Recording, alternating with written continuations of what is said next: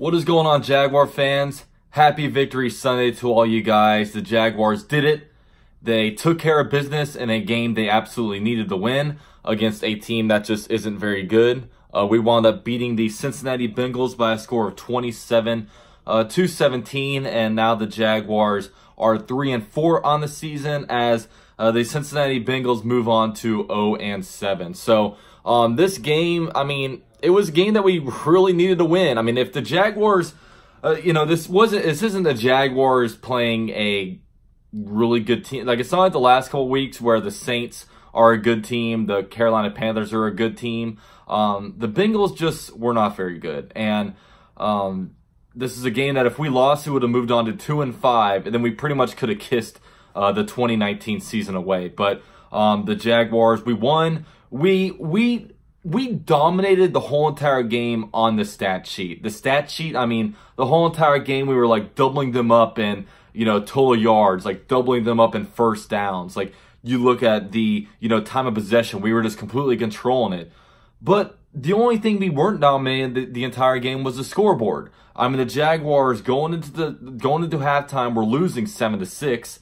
They were losing 10-9 once the third quarter concluded, but the Jaguars rallied off 18 total points in the fourth quarter, and, we wound up winning it. And, we took advantage of a bad quarterback. If I'm a Bengals fan, I want to move on from Andy Dalton so bad, because, he was just horrible this game. He was overthrowing receivers, not to mention the 3 interceptions that he had, in the fourth quarter, and it was a horrible game by Andy Dalton, and luckily we were able to take advantage of it. But when you look around at the game, the defense played really well. The defense, obviously, they let off a pretty explosive, to end this first half. They let a pretty explosive play go on them by Erickson, who their wide receiver, Alex Erickson, actually had 137 receiving yards quietly.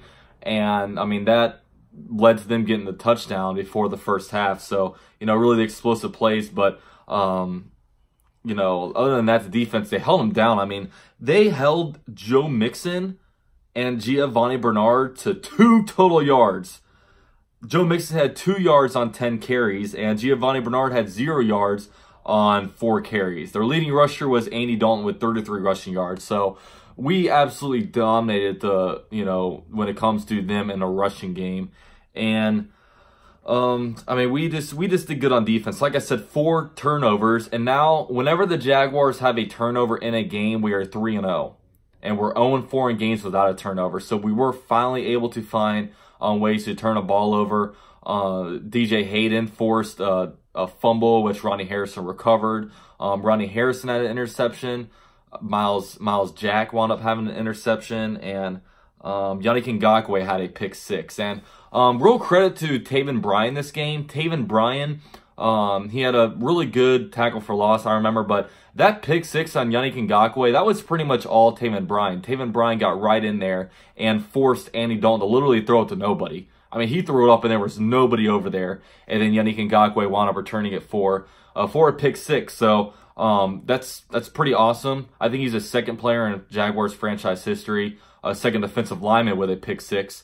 So that's pretty awesome. But when you look around, when you look at Gardner Minshew, I thought had a pretty average game. He had a game where he just kind of got the job done. He was 15 for 32, so that's less than 50% completion percentage, 255 yards, 1 touchdown.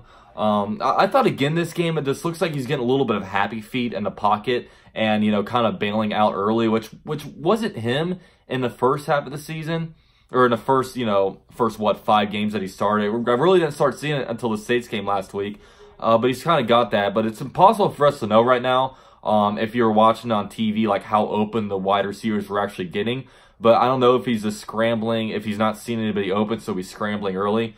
But overall, he wasn't too bad. He was kind of average. He did have a few throws that looked like that almost got intercepted, but didn't. And you got to give credit to Dede Westbrook. Dede Westbrook had 103 yards receiving this game. And there was one ball that Minshew threw where it literally looked like Dede Westbrook intercepted it. Like, it literally almost looked like Gardner Minshew was throwing to the defensive back, but D.D. Westbrook came out of nowhere and just like picked it off, it looked like. And I mean, D.D. Westbrook, he's not having a super great statistical year, but this guy is fantastic after the catch. I mean, this guy gets some serious yardage after the catch, and the guy, I mean, he's just a ball hawk. I mean, the guy's a great player. He's a really a good wide receiver to have on our team, especially to complement DJ Chark.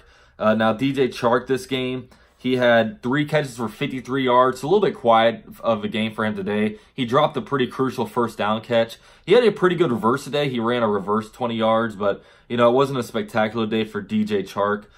Chris Conley, 3 catches, 83 yards. He had a huge drive where, you know, he caught a ball, ran it downfield a good bit, and, you know, and really set up for a touchdown pass to Keelan Cole. Keelan Cole's 1 catch of the day was for 2 yards, but it was a touchdown catch, so, you know, good way to get him involved. And then Chris Conley also caught a 2-point conversion. So, I mean, other than that, really, those are the only guys with receptions. Besides, I do want to talk about Leonard Fournette. Leonard Fournette having an outstanding year. He really is. And I'll probably make a video about him, you know, this week, kind of talking more about him. But he had 29 carries this game, 131 yards, you know, on the ground. He also helped out in the receiving game, 2 catches for 14 yards. And Leonard Fournette is having just an outstanding year. I mean, his stats this year, he has 584 rushing yards on the year, 5.1 yards per carry. Only 1 touchdown, though. That's a little bit unique. I mean, even last year when we weren't all that good, he was still able to find ways to get in the end zone. He only has 1 touchdown in the year, but it's just more touchdowns that Gardner Minshew's throwing in. Now this game, a big reason why the Bengals were staying in it is that we couldn't get anything going in the red zone. You know what I mean? We had, I remember we had 3 red zone visits to kind of start the game. You know, 1 we went for it on a 4th and goal and did not get it, and 2 other times we had to settle for Lambeau field goals. And it's we got to find ways to turn those into touchdowns. I mean, it's all right if you're playing an opponent like the Bengals, but, you know, if you're playing like the Saints, like we did last week, and you don't convert in the red zone and you only get field goals, you are not going to win those games. And really the 4th quarter, I mean, the Jaguars went 7 quarters straight without scoring a touchdown. You know, it took until the 4th quarter of this game to do it. So we definitely want to clean that up. But I mean, overall, we won. You know, we won. We dominated the stat sheet. We just didn't dominate the scoreboard. I mean, by the way the game ended, it was like 27-10, and then Bengals kind of tacked on a touchdown pretty late in the game. But it was an overall good game by the Jaguars. We took care of business. Like I said before this game, our season is almost like we got to look at it 3 games. We have to beat the Bengals, we have to beat the Jets, and we have to beat the Texans. And that's how only way I'm really going to consider at this point that we're back in it. But we did get helped out by the Colts today. The Colts beat the Texans, so I believe the Texans are now 4-3, and the Colts are now 4-2. And the reason why it's a good thing that the Colts won is that we still have 2 more games to play the Colts. We'll only get the Texans 1 more game, and they beat us first time around. So, you know, we've always played good against the Colts. The Titans won today, so they're back in 3-4. And it's again a really, really close division, and really anybody can win it. I mean, Texans and Colts probably look the best right now, but all we have to do, I mean, we have the talent to get on the run. It's just, will we do it? You know, will the team click? I don't know. And yeah, I mean, Jaguars win this game. Gardner Minshew did some good things on the ground, I will say. 9 rushes for 48 yards. That's not too shabby. So overall, the Jaguars completely dominated this game. Forced 3 interceptions on Andy Dalton. Dominated the run defense. I mean, held their running backs to only 2 yards this game. They were just completely non-existent. And the Jaguars get the win. We move on to 3-4. We have the Jets next week.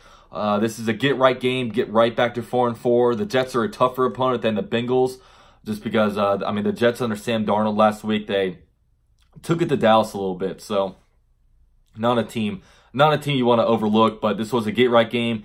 3-4, we're right back in it. And, yeah, let's take care of business next week. Let's have a good week. No, we had a good amount of injuries this game, especially at the linebacker position.